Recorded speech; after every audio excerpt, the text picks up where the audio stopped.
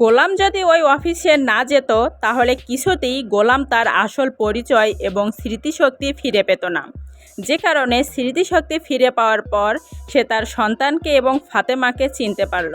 অপরদিকে রিশাদের প্রতিটি অত্যাচারের জবাব দিল গোলাম।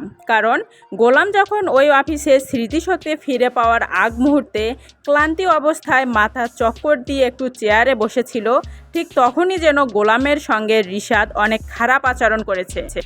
যে কারণে স্মৃতিশক্তি ফিরে পাওয়ার প্রথম অবস্থায় গোলাম প্রথমে ঘাড় ধাক্কা দিয়ে বের করে দিল রিশাদকে তার কোম্পানি থেকে। শুধু তাই নয়, এবার যেন রিশাদ মনে মনে নিজের পতনের দিন গুনতে লাগছে।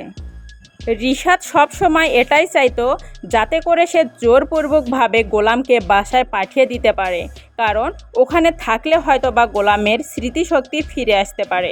যে কারণে রিশাদ অন্যায়স্বরূপ গোলামকে নানা অজুহাত এবং বিভিন্ন প্রকারের কড়া কথা বলতেছিল।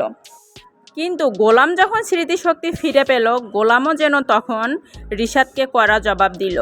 রিশাদ যখন গোলামকে তার কোম্পানি থেকে বেরিয়ে যেতে বলল, তখন গোলামও কড়া জবাবে উত্তর দিল যে আমার কোম্পানি, আমি যাব না থাকবো না কি করব সেটা একান্তই আমার ব্যক্তিগত ব্যাপার, তুমি কথা বলার কে। তখন যেন রিশাদ পাওয়ার অফ অ্যাটর্নির জোর দেখাতে লাগলো গোলামকে।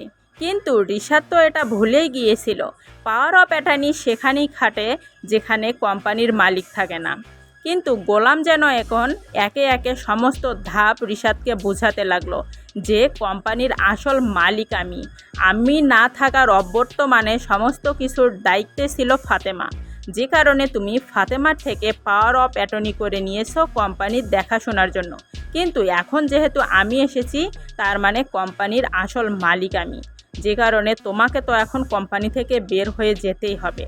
কিন্তু যখন তর্কস্বরূপ রিশাদ যেতে চাইবে না, তখন যেন গোলাম বাধ্য হবে রিশাদকে ঘাড় ধাক্কা দিয়ে কোম্পানি থেকে বের করে দিতে।